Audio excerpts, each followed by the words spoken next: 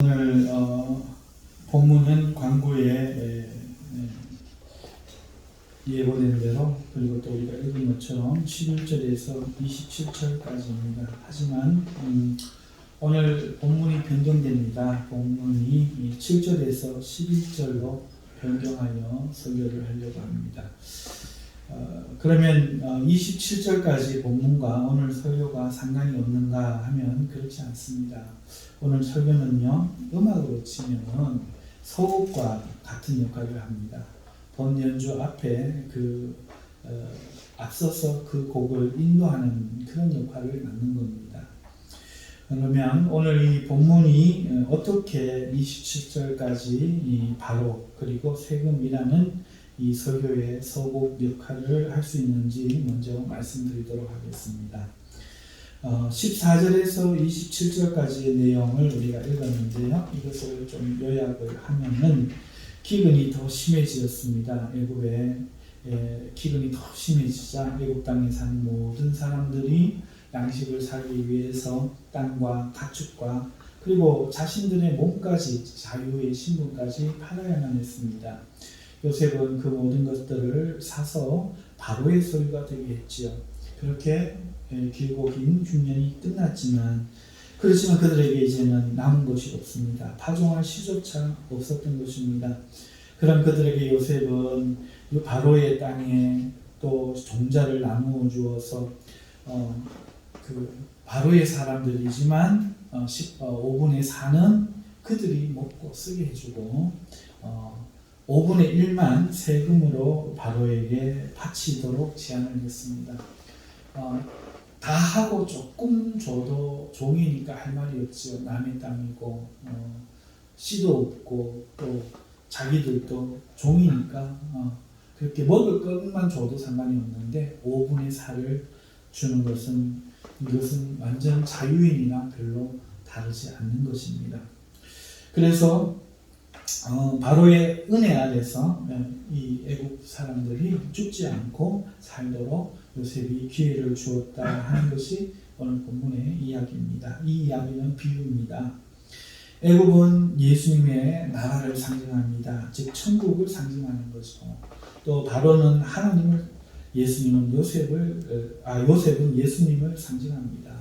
가뭄으로 모두가 죽어야 할 운명이듯 죄로 말미암아 모두 죽어야 할 운명인 우리를 요셉이 지혜를 가지고 모두를 살린 것처럼, 그리고 그들을 사서 바로에게 돌린 것처럼 예수님이 십자가의 지혜로 우리를 살려서 하나님께 돌리는 이야기를 비유하여 구약의 하나님이 역사 속에서 이렇게 먼저 있게 하신 것입니다. 그런데 이 이야기가 성도들에게 낯설 수 있습니다. 왜냐하면 이 비유라는 말이 낯선 거죠. 성경에서 애굽은 항상 세상을 비유했지 않습니까? 또 바로는 세상의 임금을 상징했지 않습니까? 이런 우리에게 고정관념이 있기 때문에 이런 비유가 생소하고 쉽게 와닿지 않을 수가 있습니다. 여기에 하나님의 지혜가 있는 거예요. 여기에 하나님은 자신의 할 일을 항상 미리 말씀하시고 행하시죠. 마귀도 그것을 잘 알고 있습니다. 하지만 하나님은 마귀가 전혀 예측할 수 없게 그 지혜를 쓰십니다. 이렇게 요셉의 이야기가 그런 겁니다. 어떤 단어나 어떤 이름에 절대적인 개념을 하나님은 두지 않습니다. 에덴 동산도 타락할 수 있고 아브라함, 기독교도 타락할 수가 있는 겁니다. 여기에 절대적인 개념 없이 형식과 조건에 구애받지 않고 틀에 매이지 않는 자유로운 하나님이시기에, 하나님의 말씀이기에 마귀는 결코 알아챌 수가 없었던 겁니다. 그런 이야기가 성경 곳곳에 나오는데요. 다니엘서를 읽어보면은 그의 꿈에 금신상 이야기가 나옵니다. 그 머리 부분이 금 부분인데 이 금 부분은 바벨론이라는 나라를 상징합니다. 그리고 우리가 알듯이 바벨론은 세상 나라를 상징하는 거죠. 세상 전체 나라를 상징하는 겁니다. 실제로 계시록 17장 5절에 보면 그의 이마에 이름이 기록되었으니 비밀이라 큰 바벨론이라 하듯이 바벨론은 세상을 의미하고 마귀의 나라를 의미하는 겁니다. 하지만 하나님이 때로 이것을 뒤집으십니다. 시편 87장 4절에는 나는 라합과 바벨론이 나를 아는 자 중에 있다 말하리라 하셨습니다. 하나님을 아는 게 용sem이고 하나님을 아니까 고집 나는 거고 하나님의 백성인데 라합과 바벨론이 그렇다 이렇게 말씀한다는 거예요. 또 바벨론의 고레스 왕에 대하여 이사야 45장 1절에 여호와께서 그의 기름 부음을 받은 고레스에게 이같이 말씀하시되 라고 하셨습니다. 즉 바벨론은 하나님의 아는 자들이고 고레스는 그 바벨론의 왕 고레스는 하나님의 기름 부음 받은 자, 즉 다른 말로 그리스도라는 거예요. 그리스도, 구원자, 구주라는 거죠. 정반대의 이 개념들이 하나님에 의해 성경에서는 이렇게 자유롭게 사용되고 있었습니다. 우리가 잘 몰랐던 거죠. 이러므로 어떤 것을 한번 경험하고 나면 이건 좋은 거, 이건 나쁜 거 이렇게 경험하고 나면 흙과 백으로 나누어 버리는 우리에게 오늘 이 창세기의 비유가 낯설겠죠. 애굽이 하나님 나라다. 바로가 하나님이다. 이러니까 무슨 그런 비유가 있나 이렇게 생각하실 수 있지만 이미 성경에서는 그러한 것들이 많이 사용됐다는 겁니다. 그래서 마귀가 못 알아챈 것처럼 애굽이 하나님 나라요, 바로가 하나님이요, 요셉이 예수님이라는 것이 낯설겠지만 이 모든 것이 하나님의 지혜요, 비밀인 겁니다. 우리가 살펴볼 것은요, 그 이해 속에 하나님의 섭리가 어떻게 펼쳐지는가 하는 것이 아닐까요? 오늘 이제 그렇다면 이것이 사실이라면 하나님의 뜻을 말하는 것이라면 이 이해 속에 이 요셉을 통해서 펼쳐지는 섭리, 역사, 이게 바로 예수님의 역사인데 이것이 어떻게 펼쳐지는가 하는 것이 중요할 텐데요. 요셉을 통하여 어떻게 온 나라가 바로 왕의 것이 되는가, 즉 어떻게 예수님의 죽음이 온 나라의 구원이 되는가 하는 것을 살펴보는 것이 중요한데 여러분 그 시작이 무엇인지를 살펴볼 필요가 있습니다. 그래서 서곡 이야기를 하는 겁니다. 그 시작이 무엇이었느냐? 야곱의 축복이었다는 거예요. 그래서 제가 본문을 오늘 7절에서 12절까지 다 말씀을 드렸는데 7절에서 12절을 보면은 요셉이 자기 아버지 야곱을 인도하여 바로 앞에 서게 하니 야곱이 바로에게 축복하며 바로가 묻되 네 나이가 얼마냐? 야곱이 바로에게 아뢰되 내 나그네 길의 세월이 130년이니이다. 내 나이가 얼마 못되니 우리 조상의 나그네 길에 연조에 미치지 못하나 험악한 세월을 보내었나이다 하고 야곱이 바로에게 축복하고 그 앞에서 나오니라. 요걸 기억하십시오. 이 내용을 기억하십시오. 보면서 들으십시오. 이렇게 그 축복이 이 이야기의 시작이 되었다 하는 것입니다.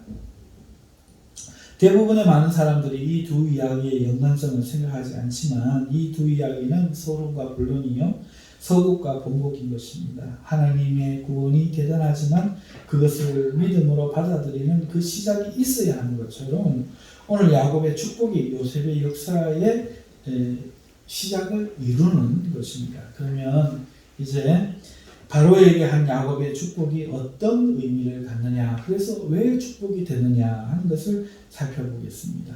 먼저 이 축복은 야곱의 축복은 야곱의 회개라 하는 의미를 갖고 있습니다. 그리고는 다음으로는 믿음의 눈을 뜬 성도의 담대한 모습의 의미를 담고 있는 것입니다. 야곱의 이야기를 좀 하겠습니다. 야곱은 남을 속이는 거짓말쟁이고 남을 넘어뜨리는 자였습니다. 그는 태어나면서부터 경쟁이 심해서 형의 발목을 잡고 나왔습니다. 육체적으로는 강하지 못했지만 그 욕심과 욕망은 큰 사람이었습니다. 날 때부터 형이 되고자 발목을 잡고 나왔던 연약한 야곱은 기어이 장자라는 타이틀을 갖기 위해 답적으로 형을 유혹했습니다. 형이 그것을 대수롭지 않게 여기는 것을 알고 배고픔을 이용한 것입니다. 자신의 생각에는 야곱의 생각에는 그게 뭐가 나쁜데 형은 장자가 되고 본 마음도 없잖아. 그거 별거 아닌 걸로 가벼이 여기잖아 했겠지만 어쨌든 그것은 비열한 짓입니다. 사실이 아닙니다. 그러나 야곱은 거기에서 멈추지 않고 이번엔 아버지를 속였습니다. 물론 자기 합류 안에 있었을 겁니다. 내가 장자로 태어나지는 않았지만 어쨌든 형에게 장자라는 명분을 샀어. 그러니 이 축복은 내 것이 되어야 해. 이렇게 말할 수 있었겠지만 사실은 아버지를 속이는 것이었습니다. 형의 축복을 가로채는 것이었습니다. 그는 자신의 외갓집에 가서도 그 모습이 바뀌지 않았습니다. 외삼촌의 둘째 딸을 사랑했지만 외삼촌은 자신을 속여 큰딸을 결혼식 날 밤에 들여보내서 첫날을 보내게 했습니다. 자신이 남을 속이고 거짓말을 하며 사니 이렇게 자신에게 그 결과가 돌아오나 보다 하고 그때 깨달아야 했겠지만 야곱은 그때는 깨닫지 못했습니다. 자매를 아내로 맞이하면 어떤 불행이 있을지 머리 좋은 그는 어쩌면 예견할 수 있었을 거예요. 형을 질투했던 자기를 통해서 간접 경험이 될 겁니다. 형이 얼마나 자기를 미워했는지를 보면서 언니가 동생을 사랑할 때 얼마나 힘들지, 동생은 또 얼마나 힘들지 예견할 수 있었겠으나 그는 이번엔 자기를 속입니다. 외삼촌이 한 거지, 일이 한 거지, 내가 그런 거 아니야 하면서 동생도 아내로 맞이함으로 불행한 가족사가 시작되게 합니다. 내 걸 포기하고서 희생하고 내가 원하는 걸 하지 않고서라도 이런 불행을 막아야겠다 생각한 것이 아니라 내가 좋은 것을 선택했는 겁니다. 왜? 내가 한 거 아니니까. 그렇지만 그것은 결과적으로 자기를 속이는 거였습니다. 두 아내가 서로 질투로서 시녀들을 첩으로 내어줄 때도 결코 이렇게 해서는 해결이 안 된다는 것을 알 수 있었을 텐데 마치 아내들의 청을 들어준다는 듯 수용함으로 그 야곱 공동체의 비극이 시작이 된 겁니다. 또 그는 꿈에 하나님이 자신에게 보여준 것을 이용해 외삼촌의 양떼를 자신의 것으로 만들었습니다. 정말 외삼촌에게 고마운 마음, 자기가 도망자 있을 때 받아줬던 고마운 마음이 있었고 야곱의 마음이 정말 정직한 사람이었다면 꿈에 본 이야기를 외삼촌에게 했거나 말하지 않더라도 이러한 일은 정직하지 못하다고 포기했겠지만 그는 오히려 자신의 그러한 선택이 하나님이 자신을 도우심이라고 믿었고 또 기뻐했고 당당하게 여겼습니다. 그리고 그 결과 그는 부끄럽게도 야반도주를 해야 했던 것입니다. 어떤 결과를 가져올지 헤아릴 수 있었습니다. 하나님은 이런 방법으로 축복하지 않는다는 걸 알 수도 있었습니다. 하지만 그런 관계에서 정직하게 행하고 진실하게 행하지 못하고 오히려 속이고 넘어뜨려 자신의 남의 것을 자신의 것으로 가지는 겁니다. 이 모습이 어려서나 지금이나 똑같은 것이었죠. 물론 그런 그를 하나님은 지켜주셨어요. 그런 그를 하나님 사랑하셨어요. 이게 문제예요. 세상 사람들에게는 이게 문제고 야곱에게는 이게 복이죠. 그는 그를 편들어 주셨다는 겁니다. 외삼촌을 막아주시고 그를 축복해 주셨다는 겁니다. 물론 그 속임을 외삼촌의 속임을 꾸짖고 그 정당한 그 대가를 받았다면 더 할 나위 없이 모두에게 좋은 결과였겠지만 어쨌든 야곱은 그렇게 속이는 길을 선택했던 것입니다. 그렇다고 해서 하나님이 이렇게 야곱을 편들어 주셨다고 해서 야곱이 옳다는 것은 아닌 줄 믿습니다. 그런데 자신이 한 거짓말이 자신이 했던 속임수가 그에게 부메랑으로 돌아왔습니다. 심은 대로 거둔다 한 말이 있는 것처럼 그가 했던 이 거짓말과 속임과 모른 체함으로 스스로 속은 척하며 살아왔던 그 인생의 열매가 돌아온 겁니다. 그는 사랑했던 요셉을 잃어버리고 말았습니다. 원래대로라면 죽어야 했겠지만 이번에도 하나님이 그를 위해 요셉을 살리셨죠. 그가 일으킨 이 질투 때문에 형들이 동생을 죽이는 것이 그의 열매였던 겁니다. 그런데도 하나님이 이번에도 은혜를 베푸신 거죠. 죽음을 면했지만 그로 인해 아들과 헤어져 가슴 아픈 세월을 야곱은 살아야 했습니다. 가정은 가정대로 불행했고 하나 되지 못한지 말이지요. 하나님이 요셉을 다시 만나게 하시면서 야곱이 그걸 깨달은 거예요. 아, 내가 내 것에 만족하지 못하고 욕심내어서 남을 속이고 그것을 빼앗는 것은 결국 남을 해치는 게 아니라 자신을 해치는 것이라는 것을 깨닫는 겁니다. 이 모든 불행과 아픔들이 자신 때문이었다는 것을 뒤늦게 깨달은 거예요. 온 가족이 자기 때문에 힘들어했다는 것을 말이죠. 결국은 자신이 행한 대로 거둔다는 진리를 깨달은 야곱입니다. 하나님이 아니었다면 자신은 파멸로 끝났을 것이라는 사실을 알게 된 거죠. 하나님이 아버지와 할아버지와 세운 언약 때문에 자신을 이뻐서가 아니라 언약 때문에 자신을 지키시고 사랑하신다는 사실을 알게 된 것입니다.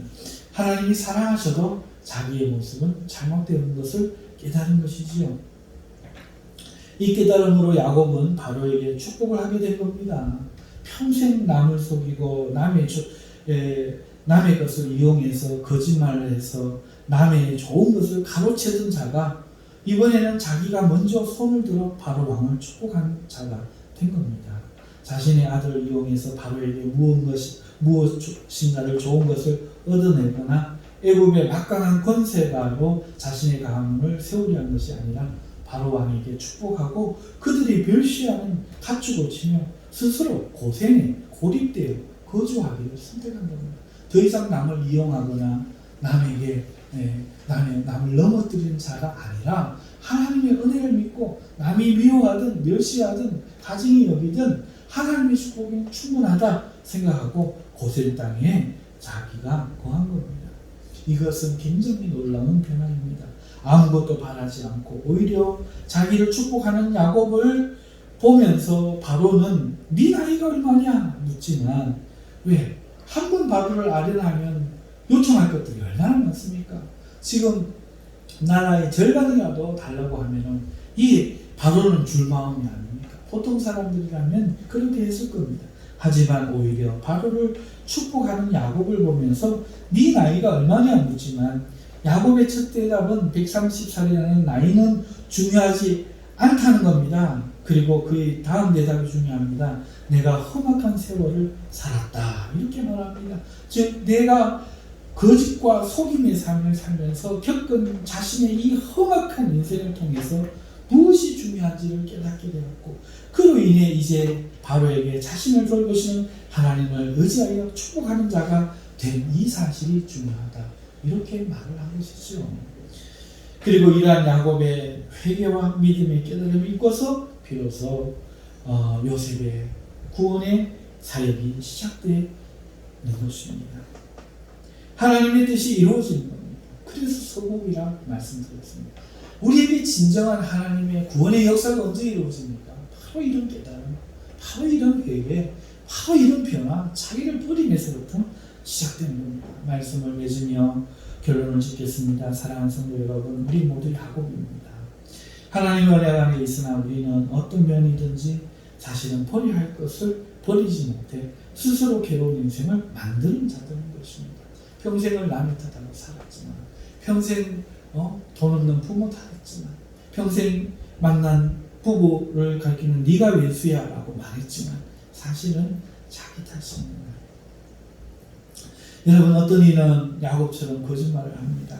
정말 절체절명의 순간에 살기 위한 거짓말도 아닌 일상에서 거짓말을 하는데 자신을 좀 더 낫게 보이려고 합니다. 아니면 남의 비난과 조롱을 벗어나기 위해 조금만 곤란해도 해놓고 안 했다고, 없는 데 있다고, 하지 않을 것이면서 하겠다고 거짓말을 하는 겁니다. 그러나 야곱을 보십시오. 반드시 거짓말은 자기에게 눈덩이처럼 부풀려 돌아옵니다. 더 큰 거짓말로 뼈를 때리는 아픔으로 돌아오는 것입니다. 그렇기 때문에 사랑하는 성도 여러분, 삶에서 작은 거짓말이라도 하지 않으려는 노력이 필요합니다. 우리를 변화시켜야 됩니다. 심은 대로 거두기 때문에 좋은 것을 심어야 돼요. 정직하게 행하고 진실하게 행하고 옳은 것을 말하십시오. 우리의 인생 자체를 이제는 바꿔야 됩니다. 사람들 눈에 어떻게 되는 것이 아니라 하나님 보시기에 어떻게 되는 것입니다. 그러므로 내 방식으로 내 힘으로 살려고 하던 것들을 버릴 줄 알아야 하는 겁니다. 어떤 이는 믿음으로 살지를 못합니다. 평상시에는요 믿음이 잘 드러나지 않아요. 하지만 환난이 닥치면 일이 생기면 그 믿음의 여부가 드러납니다.